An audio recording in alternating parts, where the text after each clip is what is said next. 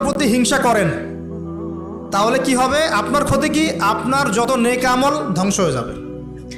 হিংসা সেভাবে নেক আমলকে পুড়িয়ে দেয় যেমন করে আগুন কাঠকে পুড়িয়ে দেয়। হাদিস শুনেছেন হাদিসটা? হিংসা সেভাবে নেক আমলকে পুড়িয়ে দেয় যেভাবে আগুন কাকে পুড়িয়ে দেয়?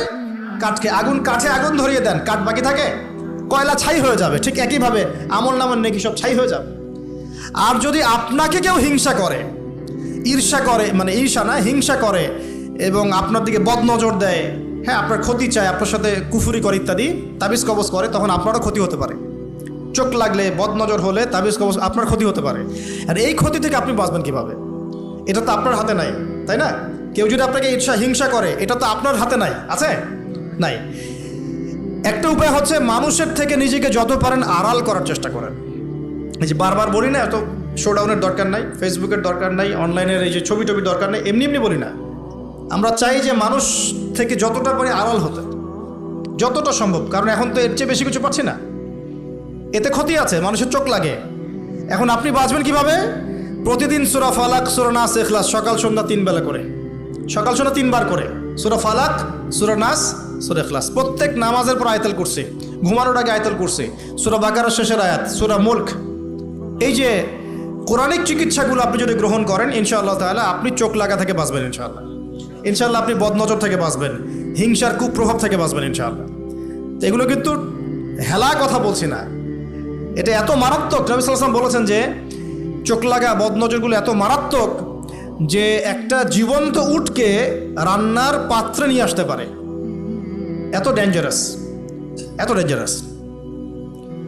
তো হিংসা করবেনও না, হিংসার শিকারও যেন না হন। এই জন্য সূরা ফালাককে বেশি বেশি তিলাওয়াত করবেন। কুল আউযু বিরাব্বিল ফালাক মিন শাররি মা খালাক ওয়া মিন শাররি গাসিকিন ইযা ওয়াকাব ওয়া মিন শাররিন নাফাসাতি ফিল উকাদ ওয়া মিন শাররি হাসিদিন এই যে ইযা হাসাদ। আমি হিংসুকের হিংসা থেকে আল্লাহ তোমার আশ্রয় চাচ্ছি যখন সে হিংসা করে। পারবেন ইনশাআল্লাহ? আর কি করা যাবে না? আল্লাহর নূর মারিফত পেতে হলে অহংকার করা যাবে না। কি যাবে না? আল্লাহ পাক সব পছন্দ করলে অহংকার পছন্দ করবেন না। আল্লাহ পাক অহংকার পছন্দ করবেন। আল্লাহ পাক অনেক পাপ মাফ করে দিতে পারেন। অহংকার আল্লাহ পাক খুব কঠিনভাবে ধরেন। আল্লাহ পাক খুব কঠিনভাবে অহংকারীকে আল্লাহ পাক কখনোই পৃথিবীতে টিকতে দেন নাই। অহংকার আল্লাহ পাকের চাদর, এটা ধরে কেউ টান দিতে পারে না।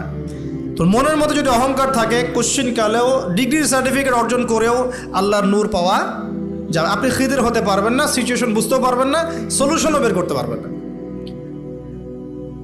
একজন সত্তার কথা বলে দেই, আমি আলোচনা গুটিয়ে নিচ্ছি আস্তে আস্তে ইনশাল্লাহ। একজন সত্তার কথা বলি, ইবলিস নাম আছে, মনে আছে? ইবলিস, সে কি আল্লাহর একজন আবেদ ছিল না? ইবাদত করে নাই? তার জ্ঞান ছিল না? প্রচণ্ড জ্ঞানী ছিল, আল্লাহ পাকের প্রচুর ইবাদত করেছে। কেন জাহান্নামী হলো? কি কারণে জাহান্নামী হলো? দেখেন, সে আল্লাহ পাকের আদেশকে লঙ্ঘন করেছে, সেজদা করে নাই, এই তো। আদম আলাইহিস সালামও তো গাছের কাছে চলে গিয়েছেন, তাহলে আদম আলাইহিস সালামও তো গাছের কাছে গিয়েছেন, আল্লাহ পাকের হুকুমটা লঙ্ঘন হয়ে গেল না? ইবলিসও তো লঙ্ঘন করেছে, তাহলে উভয়ের মাঝে কি পার্থক্য? পার্থক্যটা হচ্ছে আদম আলাইহিস সালাম ভুল করে তওবা করে ফিরে এসেছেন, অহংকার করেন নাই, করেছেন? পক্ষান্তরে ইবলিস ভুল করেও তার উপর অটল থেকেছে। সে বলেছে খলাকতানি মিন নার ওয়া খলাকতাহু মিন তিন। আল্লাহ, আপনি যে আমাকে বলছেন আদমকে সেজদা করতে, আপনি ভুল, আমি সঠিক। নাউজুবিল্লাহ। এই যে আবা ওয়াস্তাকবার, সে উদ্ধত হলো এবং অহংকার প্রদর্শন করলো, এই একটা কারণেই আল্লাহ পাক কি করেছেন? তাকে চিরস্থায়ী জাহান্নামে দিয়েছেন। কথা কি বুঝতে পারছেন? অতএব অহংকার থাকলে আল্লাহর নূর পাওয়া যাবে না। ইবলিসের ইবাদত ছিল, টিকতে পারে নাই। ওর কিন্তু ইলম ছিল, টিকতে পারে নাই। আল্লাহ বোঝার তৌফিক দান করেন। আর অহংকার মানে এই নয় যে আপনি ভালো জামা পরেছেন, ভালো একটা সুন্দর বাড়ি করেছেন, আপনার জুতাটা সুন্দর, আপনার মানে কিছু জমি জমা আছে, হ্যাঁ, আপনার চলাফেরা, আপনি শৌখিনতা পছন্দ করেন, এটার নাম অহংকার নয়। অহংকার কি? অহংকার হচ্ছে মাতরুল হক ওয়া গামতুন নাস, সত্য যেটা আল্লাহর পক্ষ থেকে, সত্য বিধানটাকে অস্বীকার করা এবং মানুষকে তুচ্ছ তাচ্ছিল্য করা, এই হলো অহংকার। মনে থাকবে? অহংকার কি? সত্যকে প্রত্যাখ্যান করা এবং মানুষকে কি করা? তুচ্ছ তাচ্ছিল্য করা। একজন মুমিন ভাইয়ের খারাপ হওয়ার জন্য এতটুকু যথেষ্ট যে সে আরেকজন মুমিন ভাইকে তুচ্ছ তাচ্ছিল্য করছে। এখন এই সোশ্যাল মিডিয়াতে এটা হয় না? সোশ্যাল মিডিয়া মানেই হচ্ছে যাকে পাও ধুয়ে দাও একদম, মানে এর মধ্য দিয়ে দিনের কি যে খেদমত করতেছে আল্লাহ ভালো জানে। অথচ আপনি তারে বসায় দেন এসব চেয়ারে, দেখেন কয়টা লাইন বলতে পারে এখানে বসে, দুটা হাদিস মুখস্থ করতে দেন, 40টা আয়াত মুখস্থ করতে দেন, দিনের জন্য একটা বই লিখতে দেন। মানে এখন দেখবেন এমন একটা যুগ চলছে, যারা কাজ করে ওরা বেশি সমালোচনার শিকার হয়, যে কাজ করে না ওর কোনো সমালোচনাই নাই। অন্তরটা পবিত্র হবে ইনশাআল্লাহ আজ্জা ওয়া জাল। হিংসা করা যাবে না, আল্লাহ নূর পেতে হলে অহংকার করা যাবে না। 3 নম্বর একটা জিনিস বলে দেয়, কি করা যাবে না? কাউকে অপবাদ দেওয়া যাবে না। কাউকে কোনো মিথ্যা অপবাদ দিলে অন্যের হকে আপনি দায়গ্রস্ত হয়ে যাবেন, তখন অন্যের হকের দায়গ্রস্ততা পূরণ করতে আল্লাহর কাছে আপনাকে কঠিন বিচারের সম্মুখীন হতে হবে। অন্যের উপর অপবাদ দিলে, অন্যের নামে গীবত করলে এবং সমালোচনার অপসংস্কৃতির চর্চা করতে থাকলে আল্লাহর নূর পাওয়া যাবে না। 4 নম্বর কি? 4 নম্বর পরশ্রী কাতরতা। অন্যের সুখ দেখে, উন্নতি দেখে, অগ্রগতি দেখে আপনার সহ্য হয় না, জলে। ঠিক আছে, এইরকম মিন মাইন্ডেড মানে ছোট লোকের মনোভাব থাকলে কোশ্চেনকালেও আল্লাহ নূর কলবে আসবে না। আর 5 নম্বরটা হচ্ছে মানুষের প্রতি দয়ালু হতে হবে। কি হতে হবে? দয়ালু।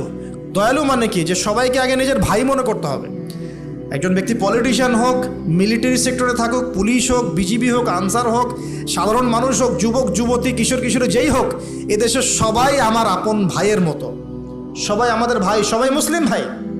হ্যাঁ, ওদের মধ্যে মাযহাবী পার্থক্য থাকতে পারে, তরিকার পার্থক্য থাকতে পারে, পলিটিক্যালি পার্থক্য থাকতে পারে, মতাদর্শের পার্থক্য কি থাকতে পারে না? থাকতে পারে। সবার মত কি একরকম হতেই হবে? কিন্তু তারা সবাই আমার মুসলিম ভাই।